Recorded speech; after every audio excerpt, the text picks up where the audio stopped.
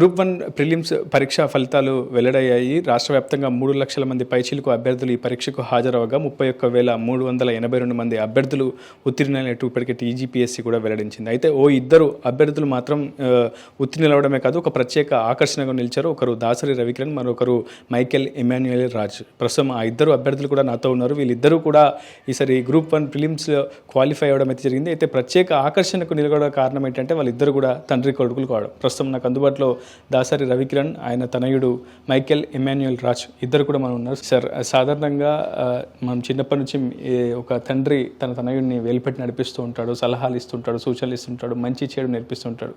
కానీ మీ కుమారుడితో కలిసి మీరు ఒక పరీక్షకు హాజరవడం, మళ్ళీ ఆ పరీక్షలో అది కూడా ఒక అత్యున్నత పరీక్షలో ఉత్తీర్ణులవడం ఎలాంటి ఆనందం కలిగించింది?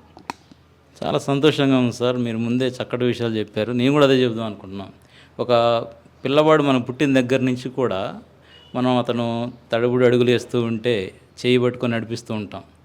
అట్లనే భవిష్యత్తులో ఈ 1వ తరగతి పాస్ అయినప్పుడు ఒక ఆనందం, అట్లా 7th 10th ఆ ప్రయోజకుడు అవుతున్న కొద్దీ ఆనందం అనిపిస్తూ ఉంటుంది. ఒక్కొక్క మెట్టు ఎక్కుతూ ఉంటే మన తల్లిదండ్రులు పడేంత సంతోషం అంతో ఎంతో కాదు.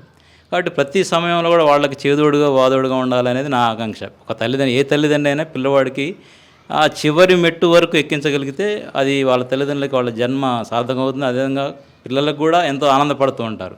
మనం వెనక ఉండి వాళ్ళ వెన్ను తట్టి, వాళ్ళ భుజం తట్టి మనం నడిపిస్తూ ఉంటే వాళ్ళు ఎంతో ఆనందంగా ఉంటారు. వాళ్ళు ఎంకరేజ్మెంట్గా ఉంటుంది. తల్లిదండ్రులు ఎంకరేజ్ చేసినప్పుడు వాళ్ళు పడే ఆనందం మిగతా వాళ్ళు ఎవరు ఎంకరేజ్ చేసినప్పుడు అంత ఆనందపడరు. చిన్నప్పుడు మా డాడీ ఏమంటాడు, మా మమ్మీ ఎలా మెచ్చుకుంటుందని వాళ్ళు ఎదురు చూస్తూ ఉంటారు. వాళ్ళు ప్రోగ్రెస్ కార్డు తెచ్చుకొని ఇంటికి వచ్చేటప్పుడు డాడీ నాకు ఇన్ని మార్కులు వచ్చినాయి అని చెప్తున్నప్పుడు వెరీ గుడ్ బెటర్ అని చెప్పి మనం సంతోషపడుతూ ఉంటాం.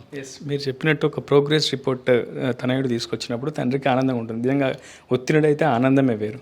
కానీ మీ ఇద్దరు కలిసి పరీక్ష రాశారు. ఆ పరీక్షలో అత్యున్నతమైనటువంటి ఫలితాలు కూడా సాధించారు. దాదాపు 3 లక్షల మంది అభ్యర్థులు ఈ పరీక్షకు హాజరు. అంటే రాష్ట్ర వ్యాప్తంగా తీవ్రతరమైనటువంటి పోటీ ఉన్నటువంటి ఈ పరీక్షకు అసలు ఇప్పటివరకు మీరు దాదాపు 3 సార్లు గతంలో అటెంప్ట్ చేసినట్టు తెలుస్తోంది. మెయిన్స్ వరకు కూడా వెళ్ళినట్టు తెలుస్తుంది. సో ఈసారి కూడా ఎందుకు అటెంప్ట్ చేయాలనుకున్నారు? ఎందుకంటే మీరు పట్టు వీడని విక్రమార్కుడిలా మీ తనయుడితో కలిసి కూడా పరీక్షకు హాజరయ్యారు కదా. అసలు రిజల్ట్స్ రోజు ఎలాంటి భావోద్వేగానికి లోనయ్యారు, ఒత్తిడికి లోనయ్యారు? నిజంగా చాలా టెన్షన్ అనిపించింది సార్. ఎందుకంటే ఈ ప్రిలిమ్స్ అనేది చాలా ఇంపార్టెంట్ సార్. మనం అనుకున్న ప్రశ్నలు అందులో రాకపోవచ్చు. సుమారుగా ఈ భూమి మీద ఉన్న పుస్తకాలన్నీ చదివినా కూడా అన్ని పుస్తకాల నుంచి ఇన్ని ప్రశ్నలు వస్తాయని మనం ఎక్స్పెక్ట్ చేయం. ఎందుకంటే ఎంత నాలెడ్జ్ సంపాదించినా కూడా ఏ క్వశ్చన్ వస్తుందో మనం ఎక్స్పెక్ట్ చేయలేం. ఎందుకంటే దీనికి లిమిటెడ్ సిలబస్ అంటూ ఏం లేదు. అందుకే మీ ఇద్దరం కూడా కొంత టెన్షన్ పడుతున్నాం. ఎప్పుడు ప్రిలిమ్స్ జరిగినా కూడా టెన్షన్ పడుతున్నాం. ఎందుకంటే ఏ క్వశ్చన్ వస్తుందో తెలియదు. 150 క్వశ్చన్స్కి అట్లీస్ట్ 50% మనం సాధిస్తే తప్పితే బయటపడడం అనేది మా ఇద్దరికి తెలుసు. అందుకే మా అబ్బాయి మైకేల్ చాలా కష్టపడాడండి. రాత్రింబవళ్ళు చదివాడు. ఒక్కొక్కసారి 2, 3 కూడా అయ్యేది. వాడు చదువుతుంటే మాకు కొంచెం బాధ అనిపించేది. ఇప్పటిదాకా ఎందుకు నాన్న పడుకో అని చెప్పేవాళ్ళం. కానీ నిజంగా వాడి హార్డ్ వర్క్ అనేది ఈరోజు మేము దాని యొక్క ఫ్రూట్స్ చూడగలుగుతున్నాం.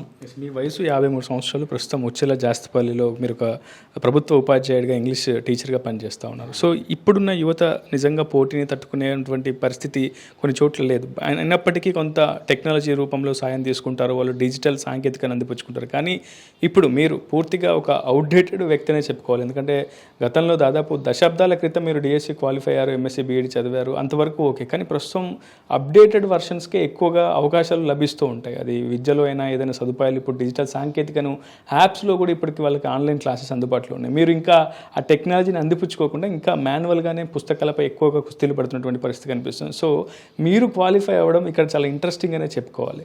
సో మీరు ఎన్ని గంటలు ప్రిపేర్ అయ్యేవారు రోజుకి? అసలు ఆ ప్రిపరేషన్ ఏ విధంగా జరిగింది? ఒకవైపు ప్రభుత్వ ఉపాధ్యాయుడిగా బాధ్యతలు నిర్వహించాలి, మరోవైపు మీకు నచ్చిన, మీరు మెచ్చిన గ్రూప్ 1కి సెలెక్ట్ అవ్వాలనే ఒక ఆరాట మీలో కనిపిస్తుంది కదా. ఎట్లా ప్రిపేర్ అయ్యారు మొత్తం? అవును సార్, మీరు చెప్పినట్టుగా టైం అనేది కొంచెం ఇబ్బందికరంగా ఉండేది. మనకి మార్నింగ్ 9:30కి స్కూల్ స్టార్ట్ అయింది సార్. ఆ లోపల నేను జనరల్గా నాకు పొద్దున్న లేవడం అలవాటు. సూర్యుడు కంట పడకముందే నేను లేస్తూ ఉంటా. అయితే నేను పొద్దున 5:30కి అలా లేస్తా. 8:30 వరకు చదువుతాను సార్. అక్కడ ఒక 3 hours టైం దొరుకుతుంది. మళ్ళీ ఈవినింగ్ నేను 4:45, 5 కల్లా ఇంటికి వచ్చినప్పుడు మళ్ళీ అక్కడ నాకు ఒక 5 hours టైం దొరుకుతుంది. ఈ 7 hours టైంలో నా కోసం కేటాయించుకునేది ఒక వంతు, మళ్ళీ మా బాబుతో పాటు కేటాయించుకునే వంతు ఒకటి. ఎందుకంటే గైడెన్స్ అనేది, నా గైడెన్స్ ఉండాలనేది నేను ఈ రోజు వరకు చదువుతూ వస్తున్నా. బాబుకి డిస్క్రిప్టివ్ స్కిల్స్ బాగా ఉన్నాయి. ఆబ్జెక్ట్ కొంచెం వెనకబడి ఉన్నాడు అనిపించింది. బాబు కూడా అదే అంటాడు, ఆబ్జెక్ట్ కొంచెం ఇబ్బంది డాడీ, నాకు అది సహాయం చేయగలిగితే నేను స్క్రిప్ట్ రాయగలుగుతాను చెప్తున్నాడు.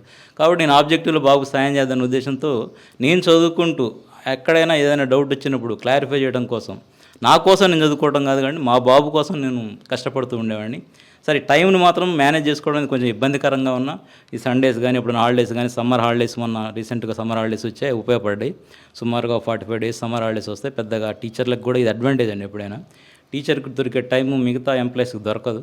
కాబట్టి టీచర్స్ ఎక్కువ మంది అచీవ్ చేస్తూ ఉంటారు. ఈ గ్రూప్ 1కి సంబంధించిన మీరు చూడండి, రిజల్ట్లో 50% టీచర్స్ ఉంటారు. దానికి కారణం ఒకటే, కొంత టైంని వాళ్ళు సద్వినియోగం చేసుకుంటారు. ఇంకోటి, వాళ్ళకి ఒక గొప్ప లక్ష్యాలు ఉంటాయి. తమ పిల్లల్ని చదివించుకుంటూ వాళ్ళు కూడా ఉన్నత లక్ష్యాలు సాధించాలనే ఒక టార్గెట్తో ముందుకు వెళ్తుంటారు. కాబట్టి టీచర్స్ కొన్ని అడ్వాంటేజ్ని నేను కూడా ఉపయోగించుకున్నా. ఎండాకాలం సెలవులు వాడుకున్నా. తర్వాత నేను మార్నింగ్ ఈవినింగ్ మేము ఫ్రీగా ఉంటాం. మిగతా డిపార్ట్మెంట్లకి అట్లా అంత అవకాశం ఉండదు. ఎందుకంటే వాళ్ళు రాగానే ఏదో కాల్ వస్తుంది. పోలీస్ డిపార్ట్మెంట్ కానీ మీరు మెడికల్ డిపార్ట్మెంట్ చూసుకుంటే వాళ్ళు అంతగా దాన్ని ఉపయోగించుకోవాలి. టైం వాళ్ళ చేతిలో ఉండదు, అది వాళ్ళకి ఇబ్బందికరంగా ఉంటుంది. ఈ టైం నేను వాడుకోవడం వల్ల నేను సక్సెస్ కాగలిగా. అంతే మాట చెప్తున్నారు, నా కోసం కాదు, నా కుమారుడికి తెలియని విషయాలు తెలియపరచడం కోసమే నేను ఇంకా చదువుతూ ఉన్నానని చెప్తున్నారు. నిజంగా చాలా గొప్ప విషయం అది. కానీ ఇప్పుడున్న పరిస్థితుల్లో, రోజుల్లో చాలామంది పిల్లలు కూడా ఏం తెలియక మునిపే చిన్న వయసులోనే నాన్న నాకు అన్నీ తెలుసు, నువ్వెందుకు చెప్తూ ఉంటావు, పదే పదే విసిగిస్తూ ఉంటావు, నా దారి నేను చూసుకోగలను, నేను చాలా పెద్దవాడిని అయ్యానని చెప్తూ ఉంటారు.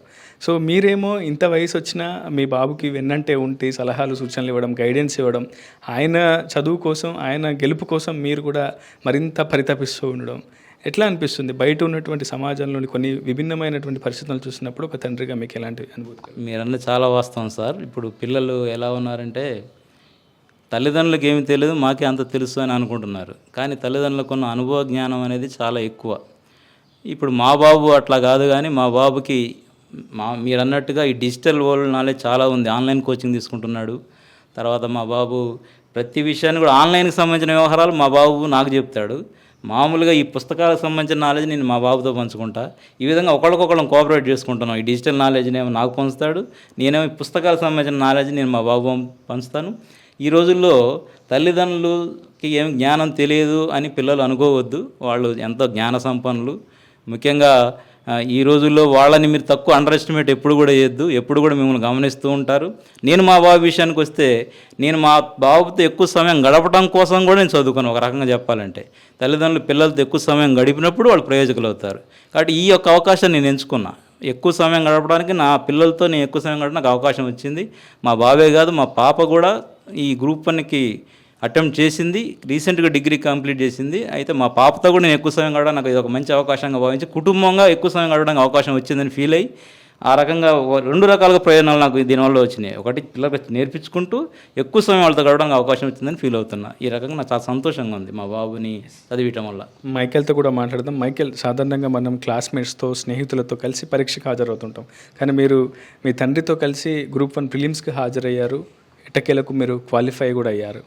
అసలు క్వాలిఫై అవ్వడం అటు ఉంచితే, ఆ రోజు పరీక్షకు హాజరవుతున్నప్పుడు అంతకాలం ఎంతో కాలం ప్రిపేర్ అయి ఉంటారు కాబట్టి ఆ రోజు నాన్నతో పరీక్ష అటెంప్ట్ చేయడం ఎట్లా అనిపించింది మైకేల్? చాలా మంచిగా అనిపించింది అన్న. ఇట్స్ లైక్ అందరికీ దొరకదు ఇట్లాంటి అవకాశం. It's like 1 in a billion అవకాశం. చాలా మంచిగా అనిపించింది. ఇన్ని రోజులు కష్టపడిన దానికి ఆ రోజు ఒక అంటే సాధారణంగా కుటుంబ సభ్యులు ఆనందాన్ని షేర్ చేసుకుంటారు, దుఃఖాన్ని షేర్ చేసుకుంటారు, బాధని షేర్ చేసుకుంటారు, ప్రతి ఒక్క అనుభూతిని షేర్ చేసుకుంటారు. కానీ ఇక్కడ మీ తండ్రి కొడుకులు జ్ఞానాన్ని షేర్ చేసుకుంటున్నారు. మీకు తెలిసిన నాలెడ్జ్ని నాన్నకు చెప్పడం, నాన్నకు తెలిసినటువంటి సబ్జెక్ట్ను మీకు మళ్ళీ తిరిగి బోధించడం, ఇట్లాంటి షేరింగ్ చేసుకున్నప్పుడు మీకు మీ నాన్న ఎలాంటి అంటే అర్థమవుతుందా అసలు? ఎందుకంటే వాళ్ళు ఒక అవుట్డేటెడ్ అంటే అప్పుడు టీచర్ అయినప్పటికీ అప్పుడున్నటువంటి బోధించే విధానం వేరు, ఇప్పుడున్నటువంటి టెక్నాలజీ తోటి మనం అర్థం చేసుకునే విధానాలు వేరు. కాబట్టి ఎట్లాంటి మార్పులు గమనించు నాన్న చెప్తున్నప్పుడు ఎట్లా అనిపిస్తుంది? యాక్చువల్ చాలా బాగా చెప్తారు. ఎందుకంటే ఫస్ట్ టీచర్ కాబట్టి. ఇంకొకటి, ఎక్కడెక్కడ ఫోకస్ చేయాలి, ఏ టాపిక్స్ ఇంపార్టెంట్. డాడీ చాలా కరెంట్ అఫైర్స్లో అప్డేటెడ్గా ఉంటారు. సో నా బర్డెన్ చాలా తగ్గించినట్టు. ఏది న్యూస్ పేపర్ రోజు చదివి అది మొత్తం ఫిల్టర్ చేసుకునేది, ఆ బర్డెన్ మొత్తం నా కోసం తీర్చేస్తారు. సో అది చాలా బెనిఫిట్ అయింది ఎగ్జామ్కి వచ్చేసరికి. ఓకే, ఈరోజు క్వాలిఫై అయ్యారు కదా, ఎట్లా ఉంది? ప్రిలిమ్స్ తర్వాత మెయిన్స్ కూడా చాలా మేజర్గా మనం చూస్తూ ఉంటాం. ఖచ్చితంగా అవే రేపు ఆ ద్వారాలు తెచ్చుకునేందుకు ఇప్పటికి శాయశక్తుల ప్రయత్నం చేస్తూ ఉంటాం. ఎట్లా ఉంది ఇప్పుడు ప్రిపరేషన్, ఎట్లా సాగుతుంది? ఇప్పుడు మంచిగానే వెళ్తుంది రైట్ నౌ. ఇంతకుముందులాగే చదువుతున్నాము. కాకపోతే ఇంకా ఆన్సర్ రైటింగ్ ప్రాక్టీస్ అవన్నీ ఎక్కువ ప్రాక్టీస్ చేస్తూ ఉండాలి. సో ఒకసారి అది అయ్యాక రోజుకి ఎన్ని గంటలు మీరు చదువు కేటాయిస్తారు? 8 to 10 hours depending on the day. అప్పుడప్పుడు ఎగ్జామ్ దగ్గరకు వస్తుంది అంటే 14, 15, 16 అవర్స్ వరకు వెళ్తుంది. కానీ యావరేజ్గా ఒక 8 to 10 hours వరకు రోజుకి పర్ఫెక్ట్గా నడుస్తూ ఉంటుంది. అంటే గతంతో పోలిస్తే చాలామంది గ్రూప్ 1కి ఈసారి మళ్ళీ ఎక్కువ మంది లక్షల్లో అప్లికేషన్స్ వచ్చాయి, అభ్యర్థులు హాజరయ్యారు, పోటీ కూడా ఎక్కువగా ఉండే అవకాశం కనిపిస్తుంది. టీజీపీఎస్సీ కూడా చాలా స్ట్రిక్ట్గా ఈసారి పరీక్ష నిర్వహిస్తుంది కాబట్టి పోటీ తీవ్రతరం అవుతుంది. చాలామంది అభ్యర్థులు చాలా అనేక ఆటుపోట్లు కూడా ఎదుర్కొన్నారు. ఎంతో కాలంగా గ్రూప్ 1 పరీక్ష అసలు ప్రభుత్వాలు నిర్వహిస్తాయా, నిర్వహించలేవా, ఇది ఒక ఫెయిల్యూర్ ఎగ్జామ్ సిస్టమ్, ఎడ్యుకేషనల్ సిస్టమ్గా కూడా మారిపోయిందన్న అపవాదం కూడా గతంలో ప్రభుత్వాలు ఎదుర్కొంటూ వచ్చాయి. సో ఈసారి ఎట్టకేలకు గ్రూప్ 1 ప్రిలిమ్స్ అయితే చేశారు. ఇంకా 3 నెలల సమయమే ఉంది. మీరు ఏమైనా సూచనలు సలహాలు ఇస్తారా మీలా ప్రిపేర్ అయ్యే అభ్యర్థులకి ఏమన్నా? సూచనలు సలహాలు అంటే నాకంటే మా డాడీ గారు బెటర్గా ఇవ్వగలుగుతారు. ఎందుకంటే అందరిలాగా నేను కూడా ఆస్పిరెంట్, నాతో పాటు ఇంకో 25,000 మంది క్వాలిఫై అయ్యారు. సో నేను కూడా ఒక నార్మల్ ఆస్పిరెంట్ కాబట్టి నేను పెద్దగా ఇచ్చేదేం లేదు. ఒకటి కన్సిస్టెంట్గా ఉండి ఎవ్రీడే చదువుకుంటూ మాక్ టెస్ట్ రాసుకుంటూ, టెస్ట్ సిరీస్ రాసుకుంటూ రివైజ్ చేస్తే సరిపోతుంది.